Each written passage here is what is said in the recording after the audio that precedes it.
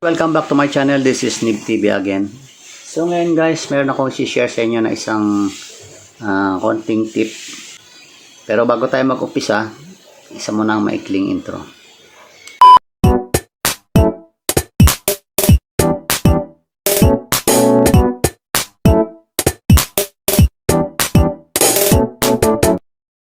Halimbawa guys, ang isang sirketo, 9 volts ang tumatakbo sa kanyang voltahe. Tapos dadaan sa isang pyesa or chips na kailangan lang doon 5 volts lang ang papasok. Hindi himbis na 9 volts, 5 volts o 3 volts. So, paano ang gagawin natin? Diyan guys, maraming paraan naman yan kung paano gawin yan. Pero ang pinakasimple at pinakamadali sa lahat ay yung tinatawag na voltage divider. Ano ba tong voltage divider? Bali ito guys, isa tong way kung paano natin mapapababa o marireduce ang voltahe ng isang circuit na kailangan natin ng babaan. So halimbawa guys, gusto kong gumawa ng 3 volts na power supply, pero ang gagamitin ko ay yung 5 volts na charger. Halimbawa ganito, ito 5 volts to, yan, makita nyo 5 volts, pero yung paggagamitan ko 3 volts lang ang kailangan. So ang gagawin ko, gagawa ko ng simpleng voltage divider para lang ang 5 volts na to ay marireduce sa 3 volts para tama-tama sa doon sa paggagamitan. Okay, so paano ba yan? Sinasabing, bali ang gagamitin natin sa paggawa ng voltage divider ay mga resistors lang. So ito, gumawa na ako ng sample yan, ganito. Pero bago tayo dyan, ito nga pala yung, kasi madali lang naman yan, kailangan mo lang maintindihan yung formula ng yung paggawa ng okay. So ang talagang formula niya ito, yan, bale voltage divider, ibig sabihin dinidivide niya yung voltahe na tatakbo doon sa mga resistors na gagamitin mo. So maraming klase ng paggawa nito, hindi lang dalawang resistor ang kailangan mo rito, minsan may 3, may 4, may 5 and so on. Depende kung saan mo gagamitin yung mga output. Ito ang formula niya. Ito, voltage ng resistor 2 is equals to voltage in multiply by resistor 2, yung value ng resistor 2 mo, tapos over resistor 1 plus resistor 2. So okay, ito yung talagang niya, standard formula. Pero applicable lang to guys kung halimbawa di-divide mo lang yung voltage in half. Halimbawa guys, gagamit ka ng 5 volts power supply. So gusto mo magiging 2.5 volts na lang ang maging output. So ito yung pwede mong gamitin formula. So halimbawa gamit ka ng 10K na resistor, tapos i-series mo sa isa pang 10K, dalawang resistor, tapos dalawang resistor na magka-series, tapos magsusupply ka rito ng 5 volts, tapos yung isang resistor nakakonect sa ground. Yung pagitan ng dalawang resistor na yon, yun ang tinatawag na divided voltage. Yun ang lalabas doon, half, kung parehas ang resistor value. Halimbawa 10K tapos 10K, ang mangyayari niyan, i-divide niya exactly in half. So kung yung 5 volts ang pinasok mo, ang lalabas output 2.5 volts. Kung halimbawa naman gusto ko, ang gagamitin kasi kailangan ko 3 volts kaso wala akong 3 volts na power supply. Yung pwede siyang gawin kong parang portable. Meron ako rito 3 volts na pag supply dito sa bench power supply ko. Siyempre hindi naman pwede yan ang gagamitin mo lagi. Halimbawa meron kang sasaksakan na 3 volts ang kailangan niya, gagawa tayo ng paraan. So gagawin ko, ito na lang sasample natin, since 5 volts ito, okay, so gagawa tayo ng voltage divider, pero iba na magiging formula kasi ang required natin doon yung value ng resistor 2. Kasi yung gaya na sinabi ko, kung parehas ang value, i-divide in half. Pero halimbawa kung 3 volts ang kailangan mo sa 5 volts, hindi mo pwedeng gamitin parehas ang resistance value kasi i-divide niya yan in half So magiging 2.5. Kailangan ko 3 volts. So hanapin natin ngayon ng formula niyan para pwede siyang gawing ganun. So bali, pupunta tayo dito guys sa pangalawang formula. Ito rin yung gagamitin formula, re-rearrange lang natin. So ito na siya. Yung resistance value ng pangalawang resistor na natin is equals to voltage output. Yung kailangan nating output, alam ba, 3 volts, yung sample ko. Tapos resistor 1, multiply sa resistor 1, alam na lang 10K yung isang resistor. Tapos voltage input 5 volts, ito sample natin 5 volts. Tapos yung out minus voltage output, yung required mo, alam ba, 3 volts. Ayan. So, okay, nandiyan na tayo. Pag ginamit natin itong formula to, bali mathematical calculation lang naman yan. Ito yung kakalabasan niya guys. Ito. R2, yan na, isa-substitute natin to R2 is equals to voltage output, yan, multiply by resistor value, yung first resistor mo. Ito, resistor 2 Ito, resistor 1. Divide, yan over voltage input, yung power source na gagamitin, ano ba, 5 volts.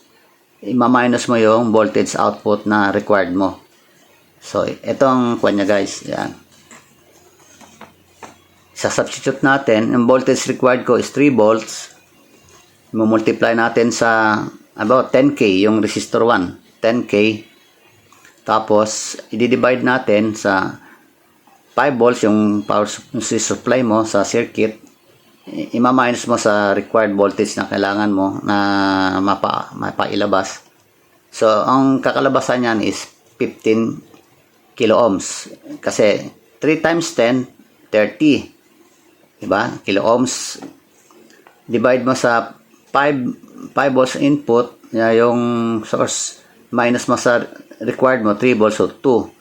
So, 3 times 10, 30, divide by 2 equals to 15 kilo ohms. So, bali, ang magiging resistance mo yan, yung first resistor mo is 10K. Albaw, yun ang ginamit mo, 10K. Ang second resistance mo, kailangan is 15K. So, ito siya. Yan na.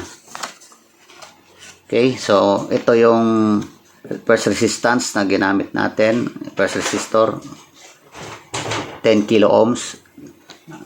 Dapat isi-series natin yung isang resistor na nakalculate natin na 15 kilo ohms. So, yung sa first resistor, doon natin supply yung 5 volts. Tapos yung second resistor, yun ang dulo niya, yun ang kukonek natin sa ground. So, para magkakaroon siya ng circuit. Ganyan. Dito. Supply yan, 5 volts, 0, tsaka 5. Tapos, ang pagitan ng dalawang resistor na to, ayan ang tinatawag na divided voltage o voltage divided na siya, is 3 volts. Okay? So, ganyan lang guys ang pagkakalculate niyan. Napakadali lang naman. Kung halimbawa, gusto mo naman 1 volt ang kukunin mo, palalabasin mo, ganon din ang formula nito guys. Ayan. Tapos ano mo lang, papalitan mo lang, alam ba, 1 volt times 10K, so 10 volts, no? Tapos 5 minus 1, so 4, so 2.5K. Yun ang gagamitin mo. So, ang mangyayari sa'yo, resistor 1 mo, 10K, resistor 2 mo is 2.5K. Ang lalabas nun, 1 volt. Okay guys, so sana nalinawan kayo doon. Tapos, ito na yung ginawa kong sample ng, yan, Ito yung aking unang-unang 10K. Ayan, brown, black, orange. Series na sila. Nagtataka kayo, bakit tatlo yan? Kasi guys, wala akong 15 na 15K. 15K resistor. So, ang ginawa ko, nag-add ako ng isang series na resistor. Bali, 4.7 nga lang to eh. Kasi wala makitang 5K para maging. So, 4.7 is considered as malapit-lapit na sa 5. So, bali, 14 point something to. So, magiging 15K na rin siya. Tapos, ito yung pinaka-divider mo. Dito ka magsusukat ng 3 volts. Hindi dito. Kasi yan, parang dinugtong ko lang siya eh. Kasi wala nga akong buong 15K. 10K lang. So, ginawa ko isang 10K. Siniris ko sa isang 10K na may karugtong na 4.7 para almost 15. So, maaaring makuha ko dito 2.9 volts something. So, almost 3 na rin yun. So, okay na yan sa gagawin kong project. So, saan ko ba gagamitin itong voltage divider? Gaya na sinabi ko, gagamitin ko sa itong 5 volts para ma-reduce siya sa 3 volts. Kasi, meron akong naisip na gagawin. Ito. Kung alam nyo to, siguro nakakita kayo nito sa mga ginagamit sa sasakyan. Ito, kasi meron akong inayos na radyo ng kapitbahay. So, sira na siya. Wala na siyang, yung kanyang power supply is sira yung power transistor. So, medyo may pressure rin yun. Sira din yung kanyang AM, FM, board niya. Sira din yung multiplexer. Kaya walang lumalabas na AM, FM. Ugong lang. Tapos dito sa kanyang audio amplifier na IC niya, sira din. Nag-overheat. Para magamit lang tong radyo ng kapitbahay ko, sabi ko, sige, gagawa ko ng paraan. Marami kasi ako mga amplifier board, tapos meron din akong mga AM, FM radio board na naka-stack sa mga lumang pinagkalasan ko dati. So, yun na lang ginawa ko. So, ginawa ko ng paraan. Ito siya. Yan. Yan. Ito yung board ng AM, FM. Dito ko na lang siya nilagay. Pwede siyang sa battery. Bali 3 volts, dalawang battery. Kaya nga gumagawa ako ng 3 volts power supply. Kasi dito yon. Yan, dito isasaksak yung power supply na 3 volts. Ito sa ear jack, earphone ito, earphone. Tapos nagbutas na lang ako rito para pilitan ng istasyon. Yan. Ito naman yung ito maliit sa volume. Tsaka on off. Ito yung istasyon. Ito naman yung AM, yan, ito. AM, FM. Yan, nakababa. AM yan. Pag tinaas ganon, FM. So, yan na lang ginawa ko ng paraan. So, ang problema lang kasi, sa battery, okay, walang problema. 3 volts, dalawang kwan lang, okay na. Kung halimbawa, walang battery, ayaw nga gumamit ng battery. Gusto niya yung power supply. So, bibigyan ko siya ng isang ganito na 5 volts, pero 3 volts ang magiging output. So, ang plano ko, itong gagawin kong parang pinaka-housing, yung dito ko ilalagay yung voltage divider sa loob. I-arrange ko sa dyan. Ayan, dyan. Gagawang connection dyan. Para yung output nito, magiging 3 volts. Pero, aalisin ko to, lalagyan ko siya ng ito guys, meron akong hindi na ginagamit na yan. Ilalagay ko sa dyan. Tapos ito ang isasaksak ngayon sa ganito. Kaya ginanito ko guys kasi kung halimbawa dito ko i-assemble yon para gawin 3 volts na. Kung halimbawa hindi ma-misplace na to, hindi niya malaman kung saan niya nalagay. So hindi niya magagamit. Hindi gaya na ito, nakakonect yung wire. Tapos itong kahit anong klaseng charger, pwede niyang gamitin. So ito guys, ayan binuksan ko na. Ayan, inalis ko na yung dalawang metal dyan kanina. So ito siya. Okay. Tapos, test natin guys kung talagang may makukuha tayong 3 volts dito. Okay, ito ating tester, naka-ready na.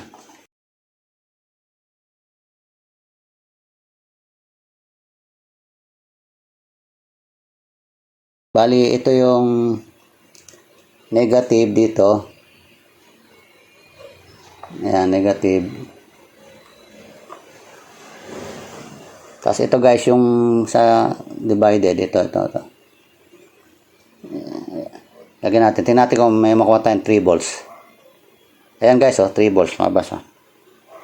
Kita nyo, di ba? Baliktad pa. Ayan guys, kita nyo yung ating tester, 3 volts. Okay, so meaning, okay yung ating calculation. Yan, ito yung voltage divider natin. So, ganyan ang gagawin ko guys. Tapos, ito, kukunin ko siya doon sa output positive. Tapos yung itong negative. Okay guys, ito na guys yung pinalabasan niya. Yan, naikabit ko na yung sa USB dito. Yung positive ng USB dito sa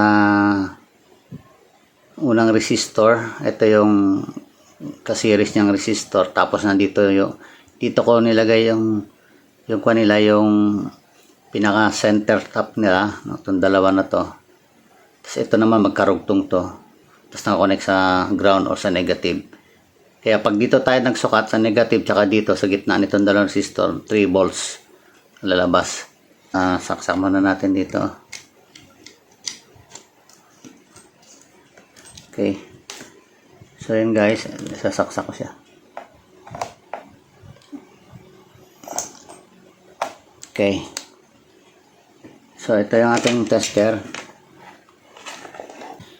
Ang ginamit kong range is 10. So dito tayo susukat guys. Ito sa baba. From 0 to 4, 6, 8, 10. So titingnan natin guys kung papato talaga siya ng 3 volts. Ayan.